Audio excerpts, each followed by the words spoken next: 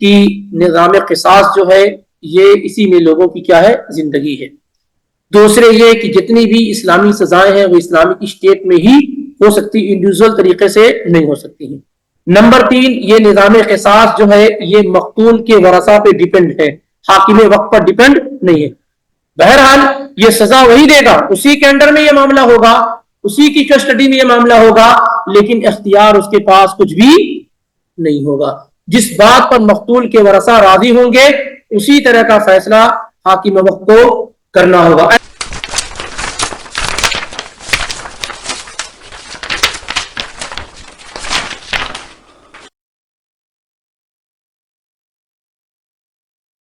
السلام علیکم ورحمۃ اللہ وبرکاتہ. الحمدللہ والصلاة والسلام علی رسول اللہ واشہد ان لا الہ الا اللہ واشہد ان محمدا عبدہ ورسولہ اما بعد.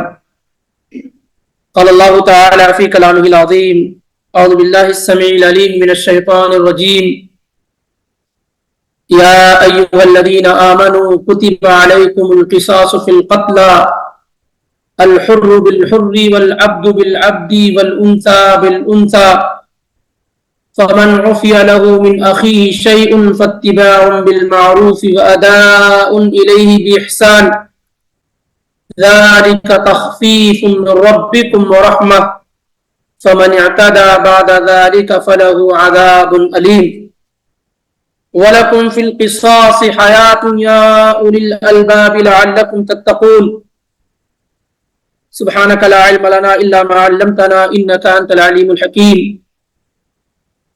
سورہ بقرہ سے 2 آیات، آیت نمبر 178 اور 179، 178 اور 179 یہ تلاوت کی گئی.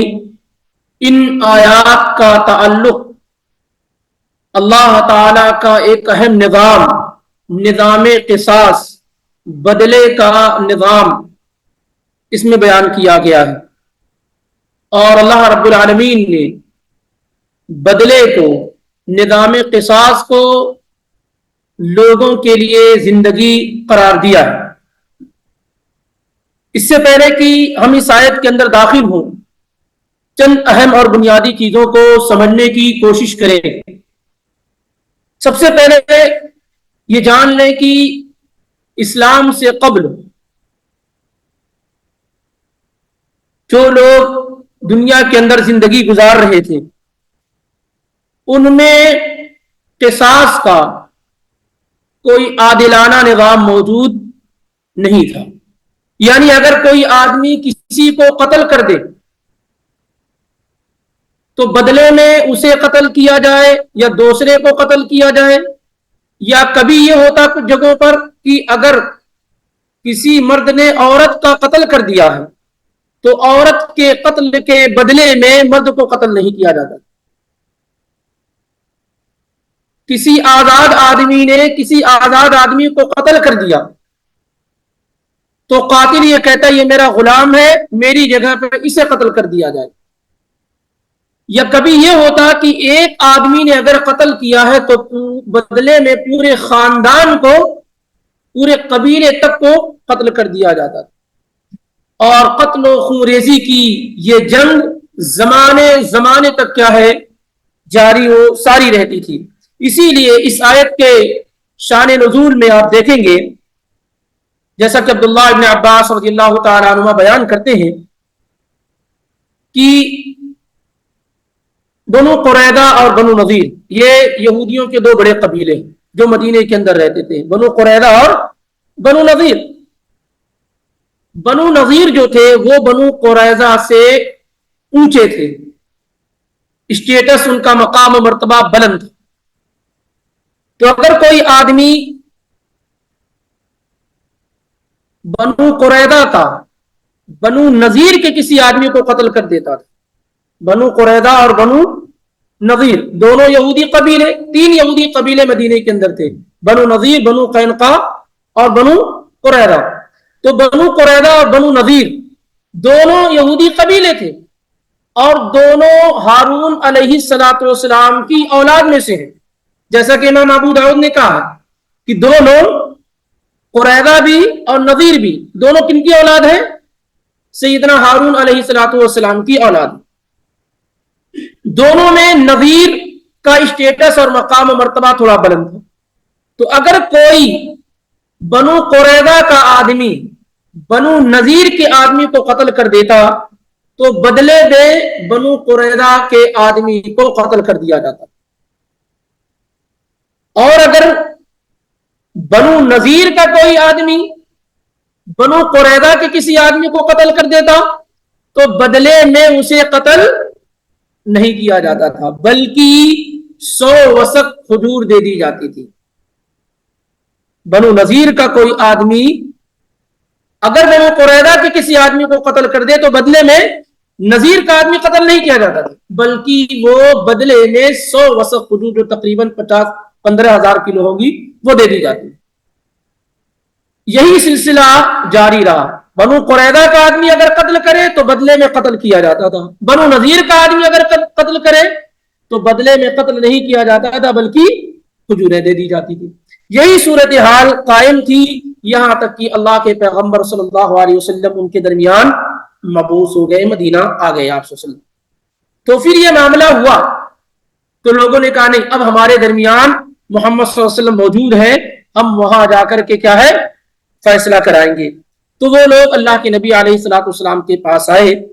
اس موقع پر یہ آیت کریمہ نازل ہوئی، حکمت فحکم بینہم بالقسط. آپ جب ان کے درمیان فیصلہ کریں تو انصاف کے ساتھ فیصلہ کریں، اور اس کا معنی یہ کہ النفس بالنفس، قتل کے بدلے میں قتل ہی کیا جائے. قتل کے بدلے میں کیا ہے؟ قتل کیا جائے. یہ سنن ابو داؤد میں، نسائی میں، ابن حبان وغیرہ میں کیا ہے موجود ہے. تو گویا کہ عدل نہیں تھا.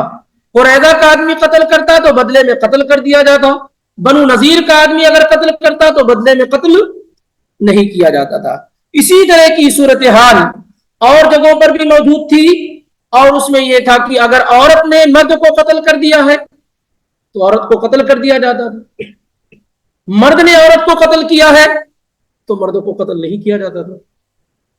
غلام نے آقا کو قتل کر دیا ہے تو غلام کو قتل کر دیا جاتا تھا. یہ صورتحال کیا موجود تھی، اور اس کی وہ تصویر، یہ ظلم کی یہ تصویر ان کے ذہن و دماغ پر زمانے تک قائم رہی. یعنی یہ کہ ہم شریف ہیں، بڑے لوگ ہیں، یہ چھوٹے لوگ ہیں. بڑا آدمی اگر گناہ اور جرم کرتا تو اس کے ساتھ سزا میں ہلکا پن ہوتا، چھوٹا آدمی اگر کوئی جرم اور گناہ کرتا تو اس کو پوری سزا دی جاتی تھی، اور یہی نظام تھا. بڑا آدمی نے اگر چوری کیا ہے، بڑے خاندان کا ہے، اونچے نسب کا ہے، تو اس کے ہاتھ نہیں کاٹے جاتے، اس کو سزا نہیں دی جاتی. کوئی غریب آدمی اگر چوری کر لیتا تو اس کا ہاتھ کاٹ دیا جاتا تھا، یا اس کا خاندان اور منصب اونچا نہ ہوتا. صحیح بخاری کی روایت دیکھیں، اندازہ کریں، بالکل اخیر کی بات ہے کہ یہ مزاج لوگوں میں کس طریقے سے تھا جاہلیت کا، کہ بنو مخزوم کی ایک خاتون نے چوری کر لی، فاطمہ اس کا نام تھا. تو اب اتنا بڑا خاندان ہے، قریش خاندان کی ہے، اللہ کے پیغمبر کے خاندان کی. اب اگر اس کا ہاتھ کاٹا جائے گا تو پورے خاندان میں کیا ہے بدنامی ہو جائے گی. اس لیے لوگ ادھر ادھر کے راستے تلاش کرنے شروع کر دیے. لیکن چونکہ حکومت تو نبی علیہ الصلوۃ والسلام کی تھی، چیف جسٹس کے عہدے اور منصب پر آپ قائم تھے، تو کس کو کیا مجال ہے. چوری کا معاملہ بالکل واضح ہو چکا تھا، ایویڈنس اور دلائل موجود تھے اس عورت کے خلاف.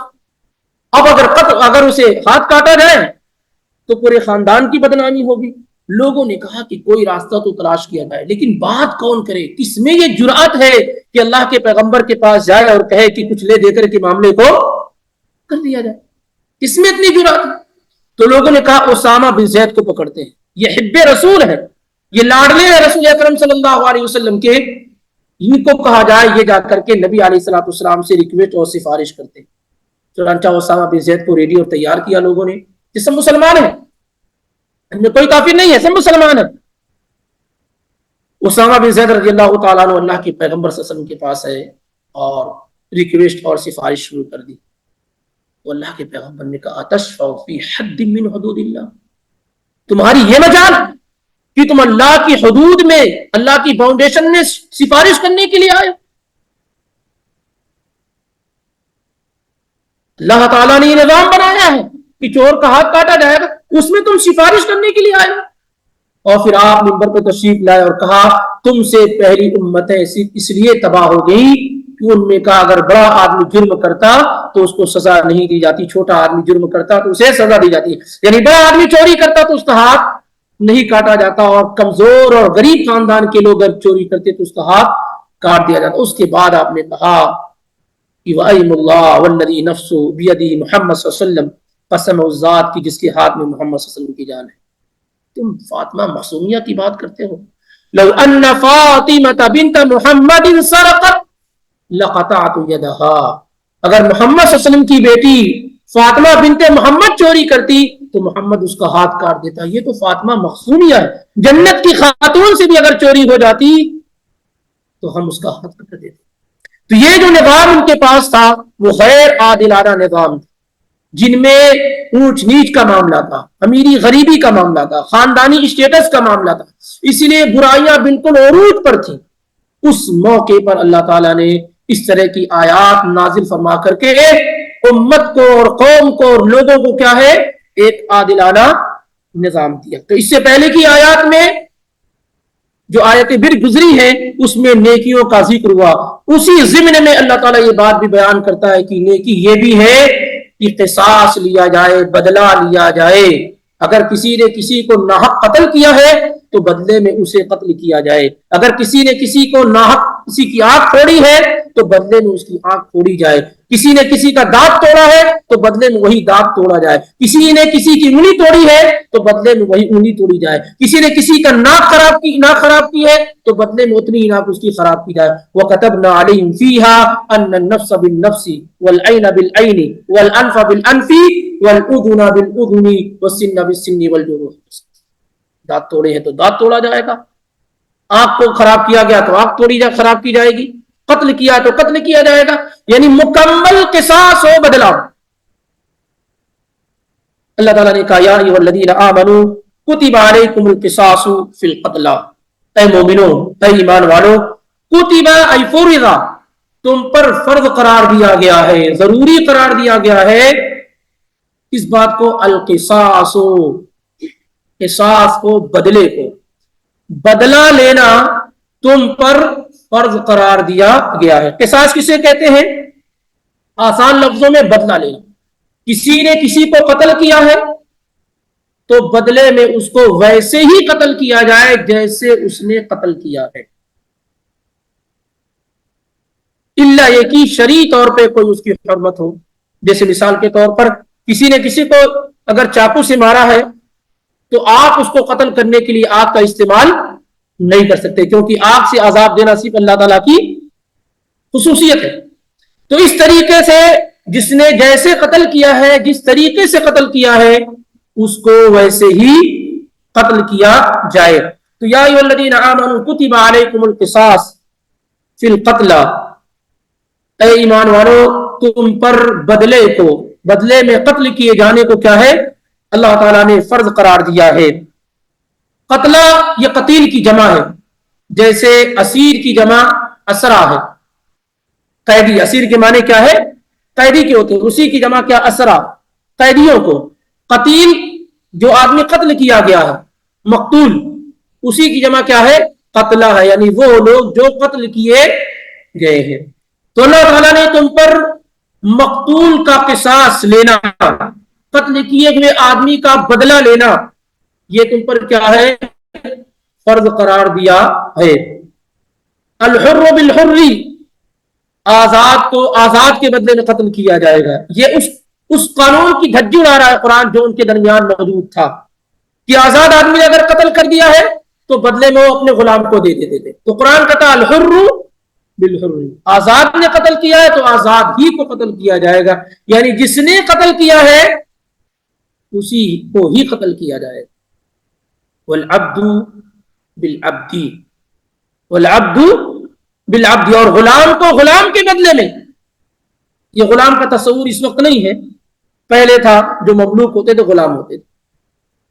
والانثى بالانثى، اور عورتوں کو عورت کے بدلے میں کیا ہے قتل کیا جائے گا. ایسا نہیں ہے کہ اگر عورت کا قتل کیا گیا ہے اور قتل کرنے والا مرد ہے تو بدلے میں کیا ہے عورت کو قتل کیا جائے, مرد کو قتل نہ کیا جائے, جیسا ان کے زمانے میں موجود تھا.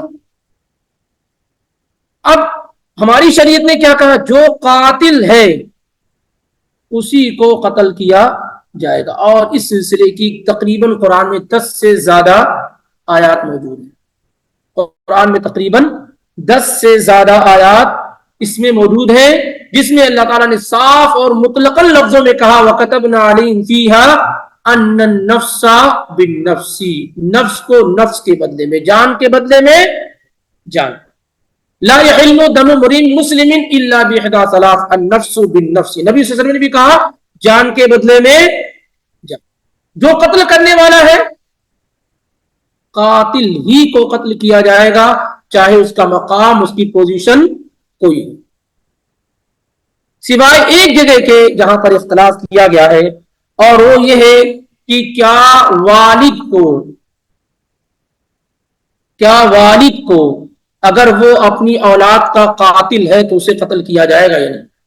یہ وہ جگہ ہے جہاں پر صراحت کے ساتھ اختلاف کیا ہے موجود ہے کہ کیا باپ کو بیٹے کے عوض میں قتل کیا جائے گا یا نہیں, یا کسی باپ نے یا کسی ماں نے اگر اپنے بیٹے یا بیٹی کا قتل کر دیا ہے تو کیا بدلے میں اسے قتل کیا جائے گا یا نہیں. امام مالک کی رائے یہ ہے کہ باپ کو بیٹے کے عوض میں قتل کیا جائے گا, اور دیگر لوگوں کی رائے یہ ہے کہ قتل نہیں کیا جائے گا.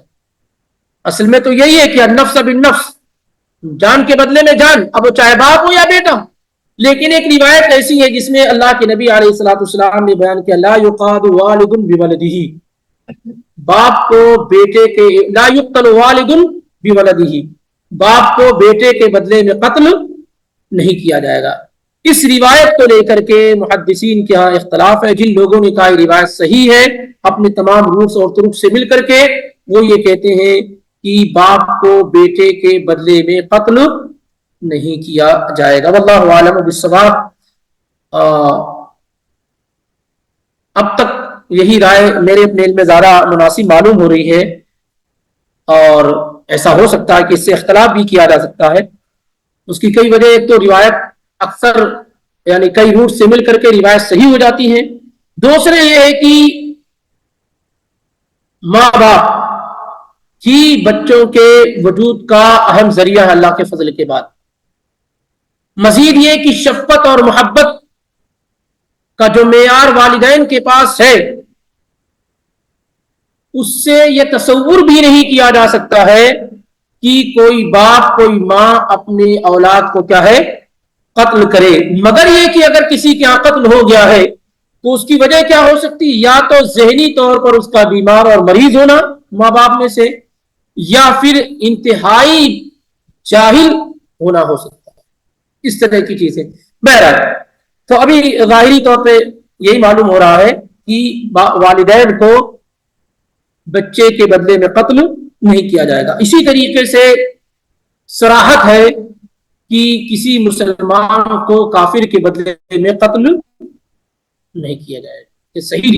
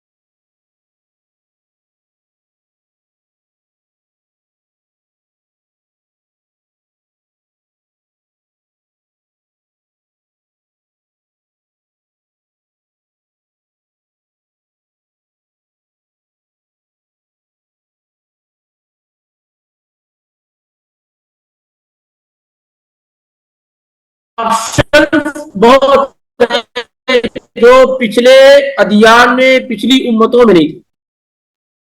پہلے اگر قتل ہوتا کیا یہاں تھا کہ قتل ہی کیا جائے گا, قتل کے بدلے میں کیا ہے, قتل ہی کیا جائے گا, کوئی آپشن نہیں تھا. نصارہ کیا کیا تھا کہ نہیں, معاف کر دیا جائے گا, قتل نہیں کیا جائے گا. لیکن ہمارے دین کے اندر کیا ہے, 3 خیار آئے, 3 آپشن دیے گئے. قتل بھی کیا جائے, قتل کیا جا سکتا ہے, معاف کیا جا سکتا ہے, اور اسی طریقے سے دیت کا قانون آیا کہ کچھ لے کر کے قاتل کو کیا ہے, چھوڑ دیا جائے, کچھ لے دے کر کے قاتل کو چھوڑ دیا جائے. جیسا کہ آپ دیکھیں اللہ کے نبی علیہ الصلوۃ والسلام بیان فرماتے ہیں کہ من اصیب بقتل او خبل فإنه يختار احدى ثلاث.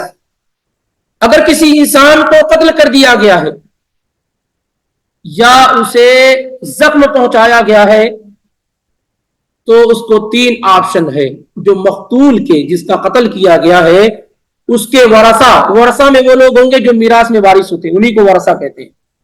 تو مقتول کے ورثہ کو 3 طرح کا اختیار ہے. جس کے یہاں قتل ہوا ہے اس کے گھر والوں کو 3 اختیار ہے. اما ان یقتص, ایک تو یہ کہ اپنے مقتول کے بدلے میں قاتل کو قتل کرنے کا ڈیمانڈ اور مطالبہ کرے کہ نہیں, میرا بھائی مارا گیا ہے, میرا بیٹا مارا گیا, بدلے میں اس آدمی کا قتل ہم چاہتے ہیں. نمبر 1. نمبر 2 اما ان یعفو, یا تو آدمی کے اللہ کی رضا کے لیے معاف کر دے. اور تیسری چیز ہے وَإِمَّا أَن يَأْخُذَ الدِّيَّةَ, یا تو وہ کیا ہے, دیت لے لے, کچھ اماؤنٹ پہ کیا ہے وہ ایگری ہو جائے, راضی ہو جائے.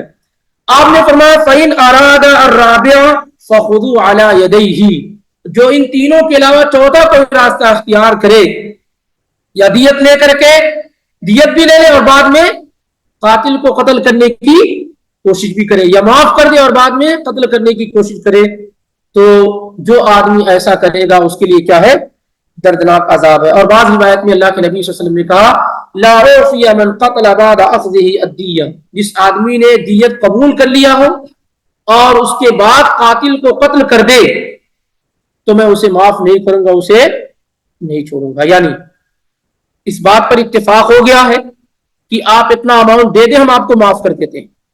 اماؤنٹ لے لیا, اس کے بعد میں قاتل کو کیا, اس نے مقتول کے گھر والوں نے قاتل کو قتل کر دیا, تو اللہ کے نبی صلی اللہ علیہ وسلم فرماتے ہیں کہ دیت لے لینے کے بعد اگر کسی نے قتل کر دیا تو میں اسے چھوڑوں گا نہیں, اسے معاف نہیں کروں گا. اب آئیے چند چیزوں کو ہم اور آپ سمجھنے کی کوشش کریں گے. سب سے پہلی چیز یہ ہے کہ ناحق قتل کرنا ہمارے دین اور شریعت کے اندر بہت بڑا جرم اور گناہ ہے. ناحق قتل کرنا کسی بھی شخص کا یہ بہت بڑا جرم اور گناہ. آپ فرماتے ہیں لا یحل دم امرئ مسلم الا باحدى ثلاث, کسی بھی مسلمان کو قتل کرنا حلال اور جائز نہیں ہے مگر 3 ریزن کی بنیاد پر, 3 سبب اگر اس کے اندر پائے جاتے ہیں تو یا 3 طرح کے لوگوں کا ہی قتل کیا جا سکتا ہے. نمبر 1 الثیب الزانی, شادی شدہ زنا کرنے والا آدمی, اس کا قتل جائز اور درست ہے اگر 4 ایویڈنس مل گئے مردوں میں سے جو اس بات کی گواہی دے کہ ہم نے اس آدمی کو زنا کا عمل کرتے ہوئے دیکھا, تو ایسے آدمی پر قانونی طور پر, شرعی طور پہ کیا ہے سزا, کہ پتھروں سے مار مار کے سنسار کر دیا جائے. یا پھر وہ آدمی خود سے اعتراف کر لے کہ میں نے شادی شدہ ہو کر کے میں نے زنا کیا, تو یہ وہ شخص ہے جسے قتل کیا جائے گا. یعنی شادی شدہ مرد یا عورت. والنفس بالنفس, اور دوسری قسم یہ ہے کہ اگر کسی انسان نے کسی کو قتل کیا ہے تو بدلے میں اسے قتل کیا جائے گا. اور تیسرا جو میں کیا, التارک لدینہ المفارق للجماعہ, جو آدمی مرتد ہو جائے اسلام کے بعد کسی اور دین کو قبول کر لے اور مسلمانوں کی جماعت سے الگ ہو جائے تو ایسے شخص کا قتل جائز اور درست ہے، لیکن اس کی کچھ شرطیں علماء نے بیان کی کہ 3 دن اس کو موقع دیا جائے مرتد ہو جانے کے بعد، اس سے گفتگو کی جائے، ایویڈنس دیا جائے، اس کو سمجھایا جائے۔ 3 دنوں تک اگر وہ اپنی بات پر ڈٹا رہا اور اسلام میں دوبارہ آنے کے لیے تیار نہ رہے تو پھر ایسی صورتحال میں اس کا قتل کیا ہے؟ جائز اور درست ہے۔ یہ 3 کے علاوہ کتاب و سنت میں کسی اور آدمی کے قتل کی گنجائش نہیں ہے۔ ان 3 لوگوں کے علاوہ کسی اور کے قتل کی کوئی گنجائش شریعت میں موجود نہیں ہے، الا یہ کہ باقی جو چیزیں ہیں حاکم وقت کے اوپر ڈیپینڈ ہے کہ اگر کوئی آدمی امت کے اندر فساد برپا کر رہا ہو، کوئی ایسی چیز کی تجارت کر رہا ہو جس سے لوگوں کی زندگیوں کو خطرے میں ڈالا جا سکتا ہو تو تعزیراً اسے قتل کرنے کا حاکم وقت کیا ہے؟ حکم صادر کر سکتا ہے، اس کے ثوابدید پر ہے۔ لیکن واضح طور پر جو شریعت میں قتل کی گنجائش ہے وہ صرف یہ 3 طرح کے لوگ ہیں۔ اسی لیے اگر کوئی مسلمان کسی مسلمان کو قتل کر دے جان بوجھ کر کے، بہت بڑا گناہ، بہت بڑا گناہ۔ وَمَن يَقْتُلْ مُؤْمِنًا مُتَعَمِّدًا فَجَزَاؤُهُ جَهَنَّمُ خَالِدًا فِيهَا۔ کوئی آدمی اگر کسی مومن کو جان بوجھ کر کے قتل کر دے تو بدلے میں اللہ تعالیٰ نے کہا کہ وہ ہمیشہ جہنم میں رہے گا، یعنی ایک لمبی مدت تک کیا ہے؟ وہ جہنم میں رہے گا، اس پر اللہ کا غضب ہے، اللہ کی لعنت ہے، اور اس کے لیے کیا ہے؟ دردناک عذاب ہے، جیسا کہ سورہ نساء میں اللہ تعالیٰ نے بیان کیا ہے۔ تو 3 طرح کے لوگ جن کو قتل کیا جا سکتا ہے یا قتل کرنے کی گنجائش شریعت میں آئی ہوئی ہے، باقی حاکم وقت کے اوپر ڈیپینڈ ہے، وہ سزا کے اعتبار سے ایسا کر سکتا ہے۔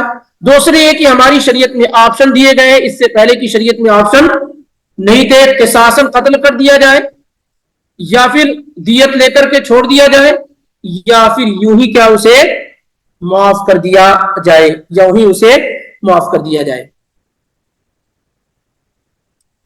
اللہ کے نبی صلی اللہ علیہ وسلم نے معافی کے راستے کو پسند فرمایا، معافی کے راستے کو پسند فرمایا ہے، اور قرآن نے بھی آپشن دیا ہے۔ یاد رہے کہ کس قتل کی 3 قسمیں ہیں۔ ایک قتل عمد، جان بوجھ کر کے قتل کرنا، کسی کو آپ نے تھپڑ مارا اور مر گیا وہ، یہ قتل عمد نہیں ہے۔ یہ قتل عمد جان بوجھ کر کے قتل کرنا نہیں ہے، کیونکہ نہ تو آپ نے قصد کیا قتل کرنے کا اور نہ کسی کو تھپڑ کے مارنے سے اس کی موت واقع ہوتی ہے۔ تو اگر آپ نے کسی کو مارا، ایک تھپڑ مر گیا وہ، تو یہ قتل عمد نہیں ہے، بدلے میں آپ کا قتل نہیں کیا جائے گا۔ اسی طریقے سے آپ کسی جانور کا شکار کر رہے تھے جنگل میں اور ایک آدمی دوڑتا ہوا گزرا وہاں سے اور آپ کا نشانہ اس کو لگ گیا، تو یہ قتل عمد نہیں۔ قتل عمد میں یہ ہے کہ آدمی ارادہ کرے فلاں آدمی کو قتل کرنا ہے، جو اوزار ہو اس کے پاس وہ قتل کرنے والا اوزار ہو، جو اوزار ہو اس کے پاس کیا ہے؟ قتل کرنے والا اوزار ہو۔ پھر اگر اس کو قتل کرتا ہے اور وہ جس کو مار رہا ہے وہ جان بھی معصوم ہو، کوئی گناہ اس کا نہ ہو، کوئی خطا اس کی نہ ہو، تو اس کو قتل عمد کہتے ہیں۔ اس کو کیا کہتے ہیں؟ قتل عمد کہتے ہیں۔ تو اگر نہ باقی تمام صورتحال میں، جیسے مثال کے طور پہ ایک تھپڑ مارا مر گیا، یا اسی طریقے سے کسی اور کو مار رہا تھا اور سامنے وہ آ گیا، یا اسی طریقے سے ڈرائیو کر رہا تھا اور اچانک سے اس کوئی آدمی سامنے آ گیا بالکل ہائی وے پر، تو یہ سب کیا ہے؟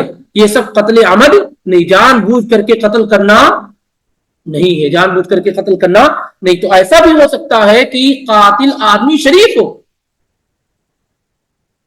ایسا بھی ہو سکتا ہے کہ قاتل آدمی شریف ہو لیکن اس کے پاس یہ ایویڈنس نہ ہو کہ وہ ثابت کر لے کہ بھائی میں نے جان بوجھ کے قتل نہیں کیا۔ ہو سکتا ہے اس کے پاس وافر مقدار میں یہ ثبوت نہ ہو کہ وہ آپ کے سامنے پیش کر دے جس سے اس کی بے گناہی ثابت ہو جائے۔ تو اس لیے اللہ کے نبی علیہ الصلوۃ والسلام نے قاتل کو معاف کرنے پر ابھارا ہے کہ جو ورثہ ہے وہ لوگ کیا ہے معاف کر دیں, جو ورثہ ہے وہ کیا ہے معاف کر دے. جیسے اللہ کے نبی علیہ الصلوۃ والسلام کے پاس ایک کیس ایسا آیا جس میں ایک آدمی نے قتل کر دیا, تو مقتولین جو تھے ان کے ورثہ آئے, جس کا قتل کیا گیا تھا اس کے گھر والے آئے, تو آپ صلی اللہ علیہ وسلم نے سے قاتل نے کہا, قاتل نے آپ صلی اللہ علیہ وسلم سے کہا یا رسول اللہ واللہ ما اردت قتلہ, اللہ کے پیغمبر میں نے اس کو قتل کرنے کا ارادہ نہیں کیا تھا, بس میرے ہاتھوں سے اس کا قتل ہو گیا لیکن میں نے اس کا ارادہ قتل کرنے کا نہیں کیا تھا. موسیٰ علیہ السلام فوقذہ موسیٰ فقضى علیہ, موسیٰ علیہ السلام نے ایک مکہ مارا مر گیا وہ, تو کیا جان بوجھ کر کے قتل کیا موسیٰ علیہ السلام نے؟ نعوذ باللہ, یہ بڑا جرم ہے. اس کو اچھی طریقے سے سمجھیے کیونکہ نہیں سمجھنے سے بڑی ساری غلطیاں ہوتی ہیں. بہت سارے لوگ اس کو یوں ہی اس میں بیان کر دیتے ہیں. کیا موسیٰ علیہ السلام نے جان بوجھ کر کے اس کا قتل کیا؟ مکے سے کسی کو مارا جائے تو مر جاتا ہے, ایک خطا اور غلطی ہوئی ان سے. فوقذہ موسیٰ فقضى علیہ, ایک مکہ مارا ہو مر گیا وہ شخص. پھر شخص نے آ کے کہا یا رسول اللہ ما اردت قتلہ, اللہ کے پیغمبر میں نے اس کے قتل کرنے کا ارادہ نہیں کیا تھا. تو اللہ کے نبی صلی اللہ علیہ وسلم نے مقتول کے گھر والوں سے کہا, اس کے ولی اور ذمہ داروں سے کہا اما انہ ان کان صادقا, دیکھو اگر یہ سچ بول رہا ہو, اگر یہ سچ بول رہا ہو, ثم قتلتہ, اور اس کے بعد تم اس کو قتل کر دو, یہ کہہ رہا ہے کہ میں نے جان بوجھ کے قتل نہیں کیا, ہو گیا مجھ سے قتل, میرا ارادہ بھی نہیں تھا اس کو قتل کرنے کا لیکن ہو گیا. تو آپ نے فرمایا ولی سے, جو مقتول کا ولی اور اس کے ورثہ تھے, کہ اگر تم نے بدلے میں اس کو قتل کر دیا اور واقعی یہ سچا آدمی ہے تو ایسی صورتحال میں کیا ہے, تم جہنم میں داخل ہو جاؤ گے, کیونکہ تمہارے ہاتھ سے ایک معصوم جان کا قتل ہو جائے گا جس نے قتل کرنے کا ارادہ نہیں کیا تھا اور قتل ہو گیا, اور تم نے جان بوجھ کر کے کیا اس کو قتل کیا, تو چھوڑ دو اس کو. اللہ کے نبی علیہ الصلوۃ والسلام نے کہا تو ان لوگوں نے کیا ہے معاف کر دیا, درگزر کر دیا. اس طریقے سے کئی کیس ہیں, لیکن یہ بھی ہے کہ اگر سامنے والا آدمی یہ کہتا ہے کہ نہیں میں اپنے آدمی کا قصاص ہی چاہیے, بدلے میں قتل ہی چاہیے, تو حاکم وقت کو بھی اتھارٹی نہیں ہے کہ سفارش کر سکے. سفارش کا مطلب یہ ہے کہ نہیں بھائی قتل نہیں کرنا ہے. جیسے مثال کے طور پر یہ جو اختیار ہے, کئی چیزیں ہیں جس کو سمجھنے کی ہے. ایک تو یہ کہ جتنی بھی اسلامی سزائیں ہیں وہ اسلامک اسٹیٹ میں ہی ہو سکتی ہے, اس کو ذہن میں بیٹھا لیں. جن تمام چیزوں میں ایسا نہیں ہے کہ آپ خود سے کرنا شروع کر دیں, پھر تو زندگی بھر قتل ہوتا رہے گا, پورا خاندان قتل ہو جائے گا.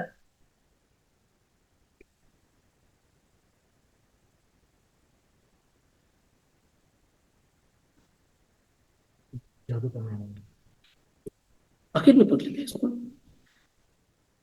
تو جتنی بھی سزائیں اسلامی ہیں اس کے نفاذ کا طریقہ یہ ہے کہ اسلامک اسٹیٹ میں محکمہ شرعیہ میں جو اسلامک عدالتیں ہیں وہیں پر یہ ساری کی ساری چیزیں نافذ ہو سکتی ہیں.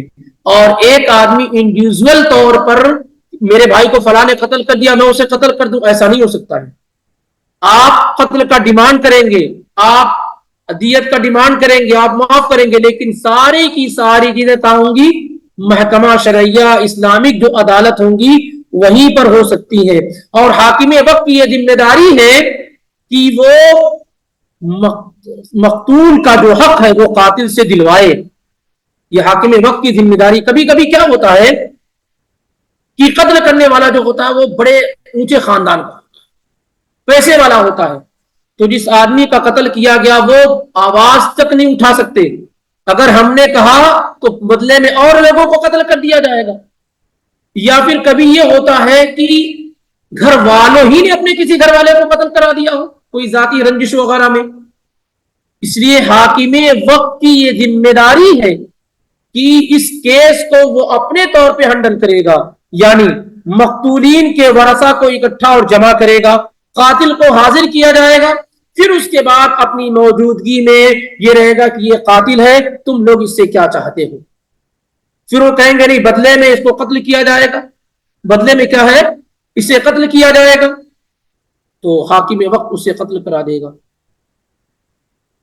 وہ کہیں گے نہیں ہمیں دیت چاہیے تو دیت دلوا دی جائے گی، وہ کہیں گے نہیں ہم یوں ہی معاف کر دیتے ہیں تو اس طریقے سے معافی دے دی جائے گی۔ لیکن تمام اس سزاؤں کا نفاذ جو ہوگا وہ صرف اور صرف اسلامی عدالت میں ہوگا، آدمی خود سے نہیں کر سکتا۔ جیسے سعد رضی اللہ تعالیٰ عنہ نبی صلی اللہ علیہ وسلم کے پاس آئے اور کہنے لگے میں اپنے گھر پہنچوں اور دیکھوں کہ میری بیوی کے ساتھ کوئی آدمی ہے اور زنا کر رہا تو میں اسے قتل کر سکتا ہوں؟ تو آپ صلی اللہ علیہ وسلم نے کہا تم اسے قتل نہیں کر سکتے ہو، آپ یا تو 4 گواہ لے کے آؤ ڈھونڈ ڈھونڈ کر کے، 4 آدمی اپنی آنکھوں سے عمل ہوتا ہوا دیکھے، پھر شرعی طور پہ سزا دی جائے گی، اسے سنسار کیا جائے گا اگر وہ شادی شدہ ہے تو، ادروائز آپ اس کے ساتھ کچھ نہیں کر سکتے، قتل نہیں کر سکتے اس آدمی کا، نہ عورت کا، نہ مرد کا، نہ اپنی بیوی کا، نہ اس آدمی کا، کسی کا قتل نہیں کر سکتے۔ کہ اللہ کے پیغمبر ایک آدمی اپنی بیوی کو اس حال میں دیکھنے کے بعد پھر اس کے ساتھ رہے کیسے، اور گواہ لینے کے لیے جائے گا تب تک تو ایکشن ہی مکمل ہو جائے گا۔ تو آپ نے فرمایا لعان اس کے لیے، اس آیت لعان نازل ہوئی کہ لعان کرے گا، وہ حاکم وقت کے پاس جا کر کے لعان کرے گا۔ جو آپ سورہ مومنون سورہ نور کھولیں گے تو پہلے صفحے میں آپ کو اخیر میں مل جائے گا لعان کا حکم وغیرہ، جائیں گے وہاں تو تفصیل ہو جائے گی۔ تو اس طریقے سے نہیں کہ آدمی انڈیویجول طور پہ کیا ہے کسی کو سزا دینا شروع کر دے، کیونکہ کبھی بھی ایک آدمی جب خود سے سزا دے گا تو زیادتی کرے گا۔ جیسے کسی نے آپ کی ایک آنکھ پھوڑی ہے تو آپ اس کی ایک ہی آنکھ پھوڑیں گے، کسی نے اگر ایک تھپڑ مارا ہے تو آپ اس کو ایک تھپڑ ماریں گے، کسی نے ایک دانت توڑا تو آپ اس کا وہی دانت توڑنا ہے وہ تلاش کر کے آپ توڑیں گے اس کا، تو آپ ماریں گے کہیں بھی ٹوٹ جائے۔ اور قصاص یہ ہے کہ وہی عضو جو آپ کا برباد کیا گیا ہے، جس طریقے سے برباد کیا گیا ہے، برباد کرنے والے کا وہی عضو توڑا جائے، برباد کیا جائے۔ یعنی اگر کسی نے آپ کا یہ دانت توڑا ہے تو آپ اس کا دوسرا دانت نہیں توڑ سکتے، کسی نے آپ کی دائیں آنکھ توڑی ہے تو آپ اس کی بائیں نہیں توڑ سکتے، کسی نے اگر آپ کا دایاں ہاتھ کاٹا ہے تو آپ اس کا بایاں نہیں کاٹ سکتے، کسی نے آپ کا بایاں پیر کاٹا ہے تو آپ اس کا دایاں نہیں کاٹ سکتے الا کہ اس کے پاس نہ ہو۔ تو اس لیے قصاص کے لیے اسلامک عدالتوں کا ہونا نہایت ضروری ہے۔ ان تمام چیزوں کا نفاذ وہی ہو سکتا ہے جب ان چیزوں کو آپ اچھی طریقے سے، یہ شریعت کا مزاج ہے، جب اچھی طریقے سے ان چیزوں کو سمجھ لیں گے تو بہت ساری چیزوں میں جو آپ کو پرابلمس ہوتی ہے نا وہ خود بخود حل ہوتی نظر آ جائیں گی، حل ہوتی نظر آ جائیں گی۔ ہمارے بہت سارے لوگ دیکھتے ہیں کہ خود سے کیا ہے فیصلہ کر لیتے ہیں سزا دینے کا، اور نتیجے میں کیا ہوتا اس سے بڑی بڑی پریشانیاں کیا ہے آ جاتی ہیں۔ تو جس ملک میں آپ وہ قانونی طور پہ دیکھیے کہ اس کا کیا حل ہے، اس کو تلاش کرنے کی کوشش کیجیے، نہیں تو پھر کیا ہے اللہ رب العالمین سے خیر اور بھلائی کی دعا کیجیے اور قیامت کا انتظار کیجیے۔ لیکن اگر اپنے ہی طور پہ آپ سزا اور بدلے کا معاملہ شروع کر دیں گے تو پریشانیاں کیا ہے بڑھتی چلی جائیں گی۔ تو آگے اللہ تعالیٰ کا فمن عفی لہ من اخیہ شیء فاتباع بالمعروف واداء الیہ باحسان، یہاں پر دیکھیے ایک بہت ہی باریک چیز بیان کی گئی ہے۔ قاتل کو، قتل کرنے والے کو اللہ تعالیٰ نے بھائی کہا ہے۔ کیا کہا اللہ تعالیٰ نے؟ پھر جس کو اس کے بھائی کی طرف سے فمن عفی لہ من اخیہ، پھر جس قاتل کو مقتول کے کی طرف سے، اپنے بھائی کی طرف سے معافی نامہ مل جائے یا کچھ معافی مل جائے تو اسے معروف طریقے سے اس کی پیروی کرنا چاہیے۔ یعنی مقتول کے گھر والے یہ کہتے ہیں کہ ہم تمہیں معاف کر دیتے ہیں، نمبر 1، یا یہ کہ تم مجھے اتنا اماؤنٹ دے دو ہم تمہیں معاف کر دیتے ہیں۔ اللہ تعالیٰ نے کیا کہا؟ اگر قاتل کو اپنے بھائی کی طرف سے معافی مل جائے، بھائی کہا، قتل کیا اس کے گھر میں، اور کیا کہا جا رہا ہے؟ بھائی کہا جا رہا ہے۔ ایسا کیسے؟ اتنا بڑا جرم اور گناہ ہوا ہے۔ قاعدہ یاد رکھیے، خوارج معتزلہ وغیرہ کہاں کیا ہے کہ اگر کسی مسلمان نے کسی مسلمان کا قتل کر دیا تو کیا ہو گئے؟ کافر ہو گئے۔ یہ قاعدہ اگر آپ ذہن میں رکھ لیں گے تو بہت سارے شکوک و شبہات ختم ہو جائیں گے. کسی مسلمان کا قتل کر دینے سے آدمی کافر نہیں. بلا شک و شبہ یہ بہت بڑا جرم ہے، لیکن اس جرم کی وجہ سے کافر. امام ابو جعفر الطحاوی الحنفی رحمہ اللہ نے عقیدہ طحاویہ کے اندر یہ قاعدہ بیان کہ لا نکفر احدا من اہل القبلہ بذنب من الذنوب، ہم کسی بھی گناہ کی وجہ سے کسی مسلمان کو کافر نہیں کہتے جب تک کہ اس سے کفر اور شرک نہ ہو. تو مسلمان کا قتل کرنا یہ بہت بڑا جرم ہے، لیکن اس جرم کی وجہ سے کافر آدمی نہیں ہوتا ہے. اسی لیے وہ تمام روایات کو اگر اکٹھا اور جمع کریں گے، حسن ابن علی رضی اللہ تعالیٰ عنہ کے متعلق اللہ کے پیغمبر کی حدیث کہ میرا یہ بیٹا مسلمانوں کے دو عظیم گروہ کے درمیان صلح کرائے گا. لڑنے والے بھی مسلمان، جن سے لڑا جا رہا وہ بھی مسلمان، جو قتل کرنے والے وہ بھی مسلمان، جن کا قتل کیا جا رہا ہے وہ بھی مسلمان. اسی لیے عمار رضی اللہ تعالیٰ عنہ کے قاتل ہوں یا فلاں کے قاتل ہوں، اگر قتل ہو گیا ہے اور وہ اسلام میں ہے، کفر نہیں ہوا، شرک نہیں ہوا ہے، تو آپ ان پر کفر کا فتویٰ نہیں لگا سکتے، ان پر کفر کا فتویٰ نہیں لگا سکتے ہیں. اس لیے ہمارے پاس اہل سنہ والجماعہ کا یا سلف کا قاعدہ یہ ہے کہ آدمی کتنا ہی بڑا گناہ کیوں نہ کر لے، چاہے وہ چوری ہو، زنا ہو، شراب ہو، قتل ہو، کوئی بھی بڑا گناہ ہو، اس گناہ کی وجہ سے وہ کافر نہیں ہوتا ہے جب تک کہ وہ اللہ کے ساتھ کفر اور شرک نہ کرے. اسی لیے قرآن کی اس باریکی کے غور کیجئے کہ سامنے والا آدمی قتل کرنے والا ہے، اور پھر بھی قرآن کہتا ہے کہ پھر اگر قاتل کو، جس کو اس کے بھائی کی طرف سے کچھ معاف ہو جائے، یعنی قتل کرنے والے کو، قاتل کو اس کے بھائی کی طرف سے، یعنی مقتول کے گھر والوں کی طرف سے جو اس کے اخوت یعنی دینی بھائی ہیں، ان کی طرف سے کچھ معاف ہو جائے، یعنی دیت وغیرہ پہ اگریمنٹ اور سمجھوتا ہو جائے، تو چاہیے کہ فاتباع بالمعروف، تو معروف طریقے سے دستور کے مطابق قاتل اس پیسے کو ادا کر دے. یعنی مقتول نے یا مقتول کے ورثہ نے یہ کہا کہ آپ مجھے اتنا پیسہ دے دو، اتنے مہینوں کے اندر ہم تمہیں چھوڑ دیتے ہیں، تو قاتل کو چاہیے کہ اتنا پیسہ وہ کیا ہے دے دے. وَأَدَاءٌ إِلَيْهِ بِإِحْسَانٍ، اور مقتول پیسے کا جو ڈیمانڈ کرے اتنا ہی کرے. جیسے ایگریمنٹ ہو گیا 1 لاکھ ریال پہ، دو مہینے 2-3 دن کے بعد آتے ہیں کہتے ہیں کہ نہیں 2 لاکھ ریال. پہلے بات ہوئی کہ 1 مہینے میں دینا، پھر آگے کہتے نہیں کل ہی دینا ہے. تو اس طرح کی چیزیں نا، جو جس بات پر ایگریمنٹ اور سمجھوتا ہو جائے، مقتولین کو چاہیے کہ وہ اس کا اہتمام کریں، اور قتل کرنے والا آدمی کیا ہے اس رقم کو بہتر طریقے سے ادا کر دے. البتہ اگر وہ قتل کرنے والا آدمی ٹال مٹول کر رہا ہو، پیسہ ہو لیکن دے نہ رہا ہو، تو پھر اس کے ساتھ سختی کی جائے گی. کوئی بھی آدمی جو آپ کا پیسہ باقی ہو نہ دے رہا ہو، قرض لیا ہو نہ دے رہا ہو، تو پھر اس کے ساتھ سختی کرنے کا حکم شریعت دیتی ہے، کیونکہ آپ فرماتے ہیں مطل الغنی ظلم، مالدار آدمی کا ٹال مٹول کرنا یہ کیا ہے ظلم ہے. ایک آدمی نے آپ سے قرض لیا ہے، 2 مہینہ کہہ کے قرض لیا اور پیسے اس کے پاس آ گئے، پیسے ہیں بھی لیکن نہیں دے رہا ہے، آپ کو لٹکائے ہوئے، ایک کل آ کے لینا، پرسوں آ کے لینا، تو یہ اس آدمی کی طرف سے کیا ظلم، اور ظلم کو، ظالم کو کیا ہے روکا جائے گا. اسلامک عدالتیں اگر موجود ہیں تو پھر اس آدمی کی کمپلین کی جائے گی، اور حاکم وقت کیا ہے اس آدمی کا حق اسے بزور اور طاقت کیا ہے دلوائے گا. ذالک تخفیف من ربکم ورحمہ، یہ تمہارے رب کی طرف سے تخفیف ہے، یعنی ہلکا کرنا ہے. ورنہ اگر صرف قصاص ہوتا تو معاملہ بہت مشکل ہوتا، لیکن دیت کا اور عفو درگزر کا جو معاملہ اللہ نے کیا ہے تمہارے لیے، اللہ رب العالمین کی طرف سے کیا ہے معاملے کو ہلکا کرنا ہے، اور یہ رحمت ہے اللہ رب العالمین کی طرف سے. فمن اعتدى بعد ذلك فله عذاب علیم، تو جو شخص اس کے بعد بھی حد سے آگے بڑھے اس کے لیے کیا ہے؟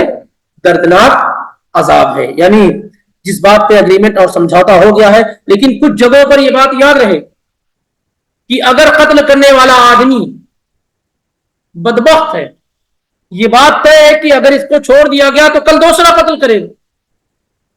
سماج میں اس کا ریکارڈ درست اور صحیح نہیں کہ آج اس کو اگر چھوڑ دیا گیا تو کل یہ دوسرا قتل کرے گا، تیسرا قتل کرے گا. تو امام ابن عثیمین رحمہ اللہ نے لکھا ہے کہ پھر آپشن نہیں ہے اس کے لیے، اسے بدلے میں قتل ہی کیا جانا چاہیے. اسے بدلے میں کیا ہے؟ قتل ہی کیا جانا چاہیے، کیونکہ زندگی کو محفوظ کرنے ہی کے لیے قصاص کا نظام نافذ کیا گیا ہے. اگر اس کو چھوڑ دینے سے پھر اور قتل ہوں گے تو ایسی صورتحال میں اسے معاف نہیں کیا جانا چاہیے، بلکہ بدلے میں قتل کیا جانا چاہیے. آگے اللہ تعالیٰ کہتا ہے وَلَكُمْ فِي الْقِصَاصِ حَيَاةٌ يَا أُولِي الْأَلْبَابِ لَعَلَّكُمْ تَتَّقُونَ. یہ جو آیت ہے اس کو یعنی وَلَكُمْ فِي الْقِصَاصِ حَيَاةٌ، اور تمہارے لیے بدلے میں ہی زندگی ہے. قصاص میں کیا ہے؟ زندگی. بڑی ہی جامع آیت، بڑی ہی جامع آیت ہے. غور کیجئے اللہ نے کیا کہا؟ بدلے ہی میں تمہارے لیے کیا ہے؟ زندگی ہے. اگر قاتل یہ سمجھتا ہے کہ بدلے میں مجھے قتل کر دیا جائے گا تو کبھی قتل کرنے کی جرأت نہیں کرے گا. اسی کو اللہ تعالیٰ نے کیا کہا؟ یہی زندگی ہے. زندگیوں کو محفوظ کرنے کا طریقہ ہی یہی ہے کہ قاتل یہ سمجھے کہ اگر میں نے ناحق کسی کا قتل کیا تو مجھے قتل کر دیا جائے گا، اور کوئی آدمی قتل ہونا پسند نہیں کرتا، پھر وہ کیا قتل نہیں کرے گا. تو وَلَكُمْ فِي الْقِصَاصِ حَيَاةٌ. وہاں پر کہا جاتا تھا جاہلیت میں کہ القتل انفا القتل، قتل سے ہی مٹتا ہے، قتل سے ہی مٹتا ہے. لیکن شریعت نے کیا کہا؟ ہمارے دین نے کیا کہا کہ وَلَكُمْ فِي الْقِصَاصِ حَيَاةٌ. دیکھیں دونوں میں کتنا فرق ہے. وہ کہتے ہیں کہ قتل سے ہی ختم ہوگا، لوہے کو لوہی کاٹتا ہے، جادو کو جادو ہی ختم کرتا ہے. شریعت نے اس سے بہتر الفاظ میں، بہترین انداز میں کہا کہ بدلے میں، قصاص میں تمہاری کیا ہے؟ زندگیاں ہیں، زندگیوں کی سلامتی ہے.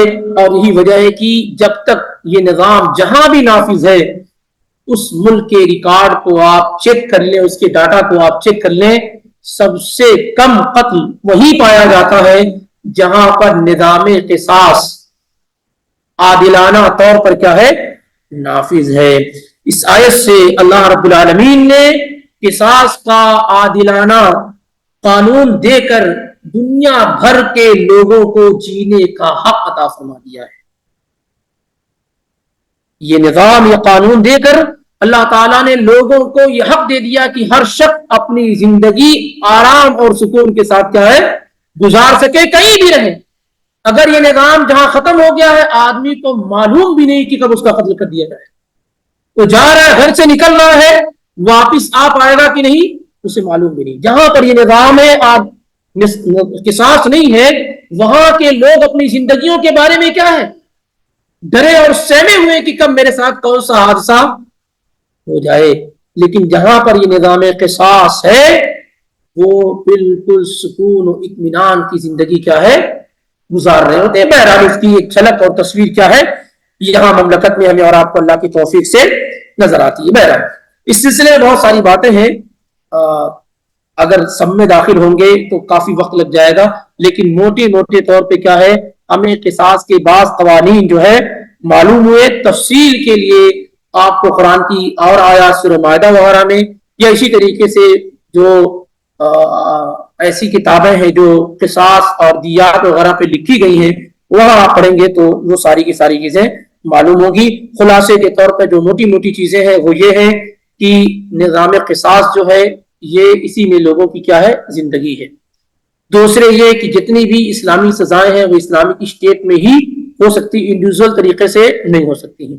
نمبر 3، یہ نظام قصاص جو ہے یہ مقتول کے ورثہ پہ ڈیپینڈ ہے، حاکم وقت پر ڈیپینڈ نہیں ہے. بہرحال یہ سزا وہی دے گا، اسی کے انڈر میں یہ معاملہ ہوگا، اسی کی کسٹڈی میں یہ معاملہ ہوگا، لیکن اختیار اس کے پاس کچھ بھی نہیں ہوگا. جس بات پر مقتول کے ورثہ راضی ہوں گے اسی طرح کا فیصلہ حاکم وقت کو کرنا ہوگا. ایسا نہیں کہ مقتول کے ورثہ یہ کہہ رہے ہو کہ ہمیں قصاص چاہیے اور حاکم وقت کیا ان کو دیت دلا دے. ایسا نہیں ہو سکتا. وہ ریکویسٹ کر سکتا ہے, یہ ساری کی ساری چیزیں کر سکتا ہے, لیکن اختیار کیا ہے ان کے پاس ہے. قتل صرف 3 بنیادوں پر کیا جا سکتا ہے کسی مسلمان کا.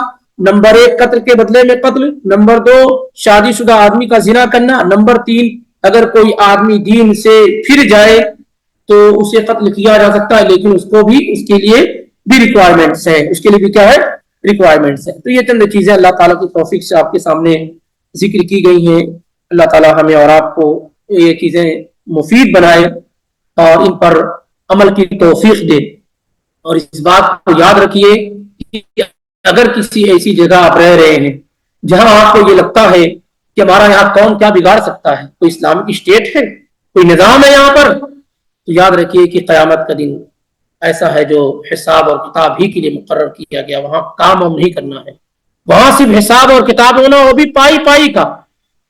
تو ایسی جگہ اگر آپ ہیں جہاں پر آپ جانتے ہیں کہ اگر ایک مکہ کسی کو مار دیا تو بدلے میں تو مار نہیں سکتا ہے, کسی کو کچھ کر دیا تو بدلے میں کچھ کر نہیں سکتا ہے, تو یاد رکھیے کہ آپ مطمئن مت ہوئیے یا گناہ پر جری مت ہو جائیے کہ یہاں تو بدلہ نہیں ہے, نظام قصاص نہیں ہے. ایک دن وہ ہے جہاں پر پائی پائی کا حساب دینا ہے. اور اللہ کے پیغمبر نے سمجھانے کے لیے یہاں تک کہا کہ سینگ والی بکری نے اگر بغیر سینگ والی بکری کو مارا ہے تو اللہ عدل کے لیے, انصاف کے لیے دونوں کو پیدا کرے گا, بغیر سینگ والی بکری کو سینگ دے گا اور وہ اپنا عدل اور اپنا بدلہ لے گی. اس لیے آپ اس بات سے ڈرے اور خوف کریں, یہ مت سوچے کہ ہمارا کون کیا بگاڑ سکتا ہے, قوت اور طاقت ہمارے ہاتھ میں ہے. اس طرح کی چیزیں آپ کے ذہن میں نہ ہو, بلکہ کتاب حساب کا دن جو ہے, قیامت کا جو دن ہے, وہ ہمیشہ آپ کی نگاہ میں ہو. اس لیے ذرہ برابر بھی کسی کے ساتھ ظلم مت کیجیے, کسی کو تکلیف مت پہنچائیے. کسی کا قتل کرنا یہ تو سوچیے بھی نہیں, خیال میں بھی نہ آئے کہ آپ کے ہاتھوں سے کبھی کسی کا قتل ہونا ہو. بلکہ اللہ کے پیغمبر نے چھری وغیرہ تک کسی کے سامنے دکھانے سے منع کیا ہے. قتل ہو تو دور کی بات ہے. ایک عورت گھر میں اگر کچن میں ہے, شوہر گیا اور کسی بات پہ ناراض ہے اور چکو دکھا دی, مارنا نہیں ہے, چکو دکھا دی, یہ بھی جائز اور درست نہیں ہے, یہ بھی جائز اور درست نہیں ہے. کسی بھی انسان کا کوئی اس طرح کے جو ویپن ہتھیار ہے دکھانا کسی مسلمان کو, یہ بھی جائز اور درست نہیں چاہے جائے کہ اس کے ذریعے سے اس کا قتل کیا جائے, مارا جائے. کیا سوال تھا جی؟ وعدہ کرے تو اس کو پورا کیا ہے, کوئی شخص اللہ تعالیٰ سے وعدہ کرے اور وہ پورا نہ کر سکے, اللہ سے وعدہ کرنے کا مطلب کیا ہوتا ہے, کون بتا سکتا ہے اس کو؟ منت ماننا, نظر ماننا. اللہ اگر میری جواب لگ گئی تو میں 3 روزے رکھوں گا, 10 مسکینوں کو کھانا کھلاؤں گا, یہ اس طریقے سے کچھ بھی. اس سے پہلے بھی یہ بات میرے خاص سے ذکر کی جا چکی ہوگی کہ منت اور نظر ماننا یہ اچھی چیز نمبر 1. منت اور نظر ماننا یہ اچھی چیز نہیں ہے. اسی لیے اللہ کے پیغمبر نے پوری حیات میں, پوری زندگی میں ایک مرتبہ بھی منت نہیں. اللہ اگر غزوہ بدر میں کامیابی مسلمانوں کی ہو گئی تو میں 1 مہینہ روزہ رکھوں گا. کبھی بھی آپ صلی اللہ علیہ وسلم نے میرے اپنے علم میں کبھی نظر اور منت نہیں مانی اور نہ ہی صحابہ. کیوں؟ کیونکہ اللہ تعالیٰ سے اس طرح سے مانگنے کیوں مانگنے, جب اللہ تعالیٰ مطلق یوں ہی دینے والا ہے, بے حساب دینے والا ہے, اس سے یوں کہ مانگنا کہ اللہ جواب دے دے تو میں یہ کروں گا. تو اولاً اس کی ضرورت نہیں ہے اور یہ مناسب ہے.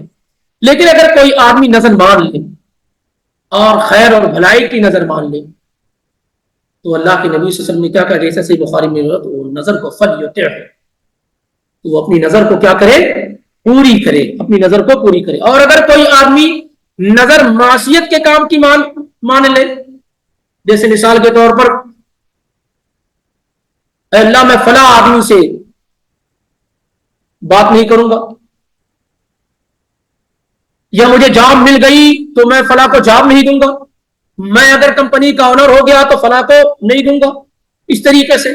تو اگر معصیت کی نظر اس نے مان لی ہے تو اسے اپنی نظر نہیں پوری کرنی چاہیے اور قسم کا کفارہ دینا چاہیے. قسم کا کفارہ کیا ہے؟ قسم کا کفارہ فکفارتہ اطعام 10 مساکین من اوسط ما تطعمون اہلیکم او کسوتہم او تحریر رقبہ. قسم کا کفارہ یہ ہے کہ آپ 10 مسکینوں کو جو آپ کھانا کھاتے ہیں وہ کھانا کھلائیں. اوسط اور میڈیم کھانا جو آپ کھاتے ہیں اپنے گھر والوں کو کھلاتے ہیں. قسم کا کفارہ یہ ہے کہ آپ 10 مسکینوں کو کھانا کھلائیں. یا دوسرا آپشن 10 مسکینوں کو کپڑے پہنائیں.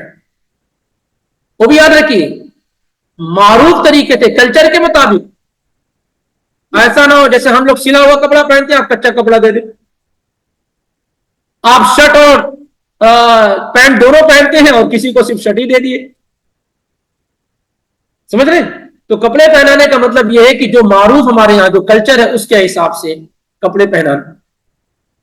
رہتے ہیں انڈیا میں دے دیے کسی قسم کے کفارے کے لیے توپ یہاں سے لے کر گئے وہی توپ دے دیے. تو یہ بھی نہیں ہونا, وہ کلچر کے مطابق ہونا. من اوسط ما تطعمون اہلیکم او کسوتہم, یا وہ کپڑے جو تم اپنے گھر والوں کو پہناتے ہو.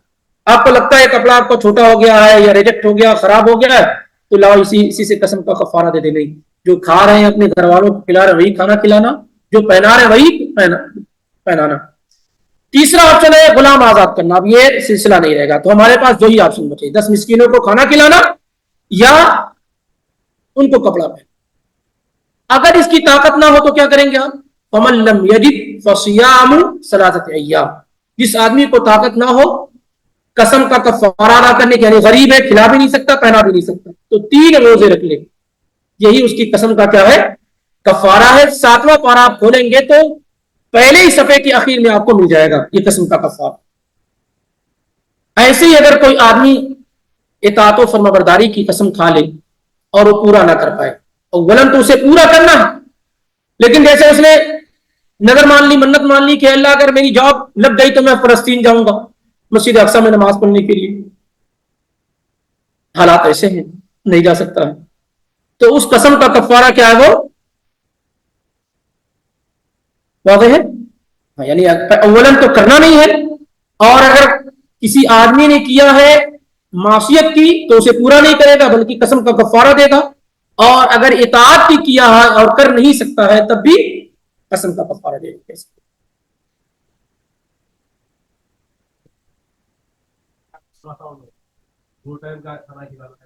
ایک ٹائم کا, ایک وقت کا کھانا. تمام جگہوں پر جہاں بھی اس طرح کی بات آئے گی وہاں پر ایک وقت کا کھانا. ٹھیک ہے,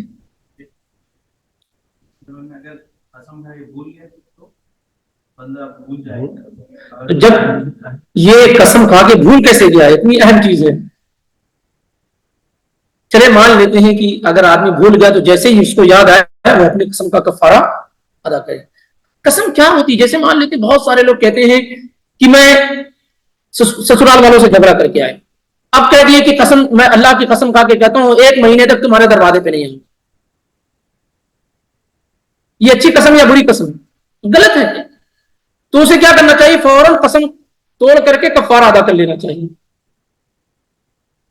سمجھ رہے ہیں؟ اس طریقے سے اگر کوئی آدمی گناہ کی قسم کھا لے تو قسم توڑ دے اور فوراً اس کا کفارہ ادا کر لے. یا اسی طریقے سے اگر کوئی آدمی قسم کھا لے, ابھی آتا یہ بات, اور اس سے بہتر چیز ہے ایک آدمی نے یا ایک عورت نے اللہ کے نبی صلی اللہ علیہ وسلم کے زمانے میں قسم کھائی تھی, منت مانی تھی کہ میں مسجد اقصی نماز پڑھوں گی یا پڑھوں گا, تو آپ صلی اللہ علیہ وسلم نے کہا وہاں جانے کی ضرورت نہیں, یہاں نماز پڑھ لو, وہاں سے زیادہ اجر و ثواب. تو اگر کوئی بہتر چیز مل جا رہی ہے تو آدمی اسے کیا ہے کر سکتا ہے. جیسے کوئی آدمی کہتا ہے کہ اگر میرا یہ کام ہو گیا تو میں مسجد نبوی جاؤں گا نماز پڑھنے کے لیے, اور اس سے بہتر کیا مسجد اقصی ہے, مسجد حرام ہے, اور وہاں چلا گیا, تو یہ اس طرح کی اجازت علماء نے دی ہے کہ بہتر خیر اور بھلائی کے کاموں میں بہتر کی طرف آدمی جا سکتا ہے. واللہ اعلم.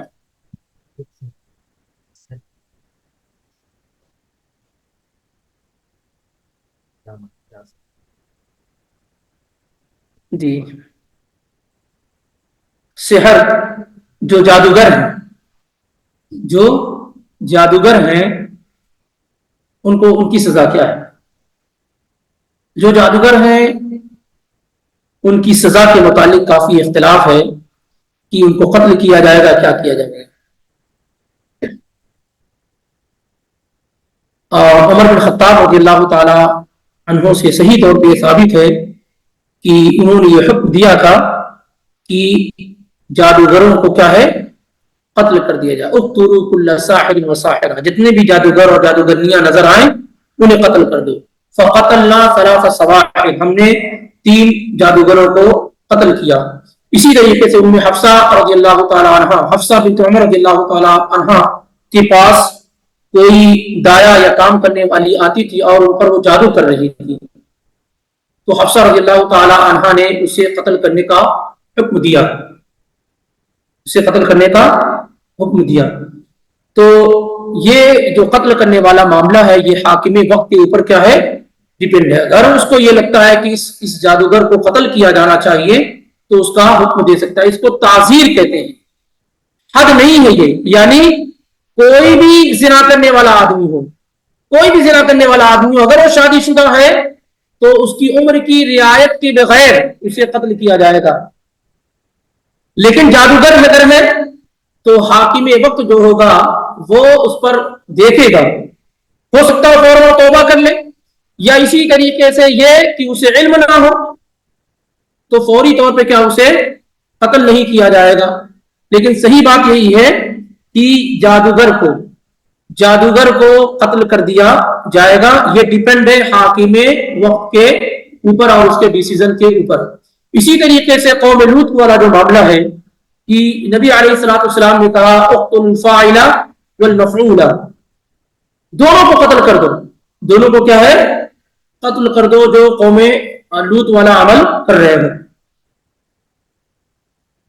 اس سلسلے میں جو روایات وارد ہوئی ہیں صحیح رائے کے مطابق محدثین کی وہ یہ کہ کئی روایات ہیں جو مختلف روٹ سے آئی ہوئی ہیں، سب مل کر کے یہ حسن درجے کو پہنچ جاتی ہیں. اس وجہ سے قوم لوط کا عمل کرنے والے کی سزا یہ ہے کہ اسے کیا ہے قتل کر دیا جائے، اسے کیا ہے قتل کر دیا جائے. تاہم یہ بھی ڈیپینڈ ہے اسے کس پر حاکم وقت پر. یہ جو سزائیں ہیں یہ حد ہے یا تعزیر ہے، اب یہ میں آپ کو سمجھانے میں کامیاب ہو پاؤں یا نہ ہو پاؤں ایک الگ بات ہے. حد اسے کہتے ہیں جسے شریعت نے متعین کر دیا ہو، کہ جیسے کوئی آدمی چوری کرتا ہے تو اس کی سزا یہ کہ یہاں سے اس کا ہاتھ کاٹا جائے گا. کہاں سے؟ یہاں سے نہیں، یہاں سے اس کا ہاتھ کاٹا جائے گا. اور چوری کی مقدار بھی طے کر دی گئی ہے، اس سے کم چوری کرتا ہے تو اس کا ہاتھ نہیں کاٹا جائے گا اور اس سے زیادہ ہاتھ نہیں کاٹا جائے گا. یعنی اگر ہاں یہی کاٹا جائے گا، اسی کو ہاتھ کہتے ہیں ہتھیلی تک. ایسا نہیں کہ یہاں سے کاٹ، یہ اس طرح کی چیزیں. باقی یہ جو چیزیں ہیں جیسے کوئی آدمی زمین میں فساد برپا کر رہا ہو یا قوم لوط وغیرہ والا عمل ہو، یہ جادوگر وغیرہ والا عمل ہو، تو یہ حاکم وقت کی ثوابدید پر ڈیپینڈ ہے. اور اس میں بھی صحیح بات یہی ہے کہ اسے قتل کیا جائے گا. لیکن صراحت کے ساتھ جو احکامات آئے ہوئے وہ 3 طرح کے، جس میں کسی بھی کمپرومائز وغیرہ کی کوئی گنجائش موجود نہیں ہے، وہ یہ 3 ہیں. واللہ اعلم بالصواب. اسے سوال بہت اچھا تھا، بہت زمانے کے بعد کسی نے بہت اچھا سوال کیا ہے، ایک علمی سوال جس کو کہہ سکتے ہیں.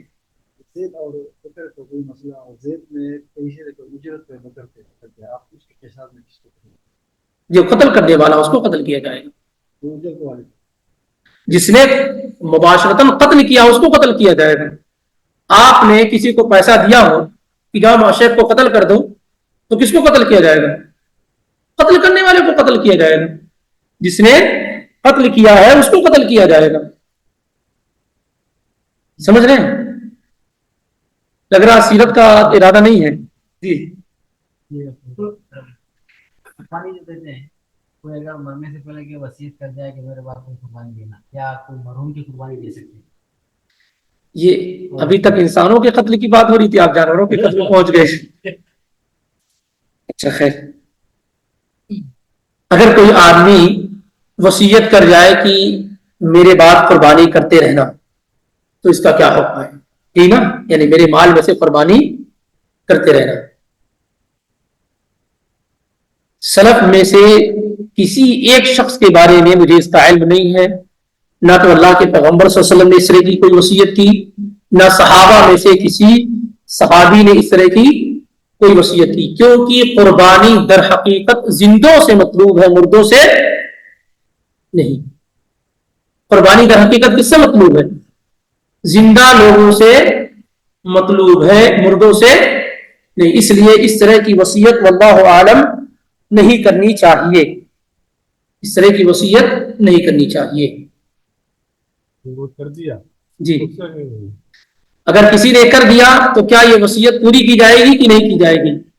مجھے اس بارے میں کوئی پختہ علم نہیں ہے، مجھے اس بارے میں کوئی پختہ علم نہیں ہے، بس اس طرح کی وصیت نہیں کرنی چاہیے، اس کا علم ہے۔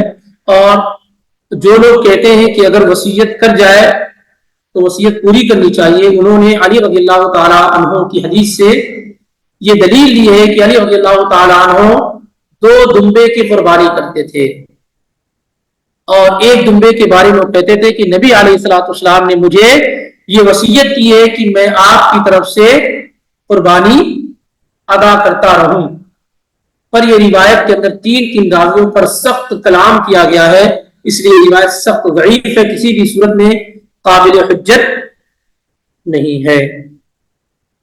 واللہ عالم، یعنی اگر کسی نے اس طرح کی کوئی ایک وصیت کر دی ہو کہ ہاں یہ میرے قربانی کا جانور ہے، اور اگر یہ اس کی قربانی سے پہلے میں فوت ہو گیا، میری طرف سے قربانی کر دینے کا لگ گیا، اس نے جانور خرید کے رکھا ہو، تو ایک الگ سی صورت ہے۔ لیکن یہ کہ باقاعدہ طور سے ہر سال اس کے نام سے قربانی کی جائے اور اس نے اس طرح کی وصیت کی، وہ سلف میں مجھے اس طرح کی کوئی دلیل نہیں ملی ہے، اور اگر موقع رہا تو انشاءاللہ آئندہ ہفتے میں دیکھتے ہیں۔ آگے بڑھا جائے گا جی، تھوڑا زیادہ نہیں انشاءاللہ۔ جی، آپ کا بھی سوال ہے؟ ایک شخص سے کوئی فساد کر رہا تھا، وہ غریب لوگوں کی قتل کروا رہا تھا، خود نہیں کر رہا تھا لیکن لوگوں سے قتل کروا، اور وہ اس کی سازش میں وہ بے نقاب ہوتا ہے، تو ایسے شخص کی سزا کیا؟ دیکھیے سورہ مائدہ میں جب آپ جائیں گے تو اللہ تعالیٰ کہتے ہیں انما جزاء الذین یحاربون اللہ ورسولہ ویسعون فی الارض فسادا ان یقتلوا او یصلبوا او تقطع ایدیہم وارجلہم من خلاف او ينفوا من الارض۔ اس طریقے سے آیت ہے نا کہ جو آدمی زمین میں فساد برپا کر رہا ہو اس کو تو کئی طرح کی سزائیں قرآن نے خود بیان کی ہیں، تو حاکم وقت جس طرح کے حالات کو دیکھے گا اسی طریقے سے وہ فیصلہ کرے گا، اس کی سزا کو اس کے جرم کے اعتبار سے اس کو سولی پہ لٹکانا، اسے قتل کرنا، اس کا ہاتھ پیر کاٹنا، جو بھی وہ دیکھے گا اس کے جرم کے اعتبار سے وہ فیصلہ کرے گا۔ سمجھ رہے ہیں؟ یہ جو چیزیں ہیں یہ اصل میں حاکم وقت کی ثوابدید پر کیا ہے؟ ڈیپینڈ ہے۔ لیکن یہ جرم بہت بڑا، انما جزاء الذین یحاربون اللہ ورسولہ ویسعون فی الارض فسادا، جو آدمی زمین میں فساد برپا کر رہا ہے اس کی جو سزا قرآن میں بیان کی گئی یہ بہت زیادہ سخت ہے، لیکن متعین نہیں کی گئی یہ سزا۔ سزا کیا ہے؟ متعین نہیں کی گئی، اس کے فساد کے اعتبار سے حاکم وقت کیا ہے؟ یہ طے کرے گا۔ جیسے آپ دیکھ رہے ہیں چرس، افیون، گاجا وغیرہ جو لوگ لاتے ہیں ان کی سزا کیا ہے؟ اب آپ شریعت میں ڈھونڈیں گے تو نہیں پائیں گے کہ ایسے آدمی کی سزا کیا ہے، لیکن دولہ یا حاکم وقت یہ طے کرتے ہیں کہ یہ ہمارے ملک میں کتنا بڑا جرم اور گناہ، اس سے کتنی زندگیاں تباہ ہوتی ہیں، اسی حساب سے کیا ہے وہ ڈیسیزن اور فیصلہ لیتے ہیں۔ پان یا اسی طریقے سے سگریٹ وغیرہ ہو، یہ بھی جرم اور گناہ ہے، اس کی تجارت کرنا بھی، لیکن افیون، چرس، گاجا اس طرح کی جو چیزیں یہ بھی ہے، تو اب ظاہر سی بات ہے دونوں کی سزا ایک جیسی تو نہیں ہو سکتی ہے۔ تو یہ حاکم وقت پر یا جو محکمہ شریعہ ہوتا ہے، جو اسلامک عدالتیں ہوتی ہیں، یہ ان پر کیا ہے؟ ڈیپینڈ ہے، وہ جرم کے اعتبار سے سزاؤں کو متعین کریں گے۔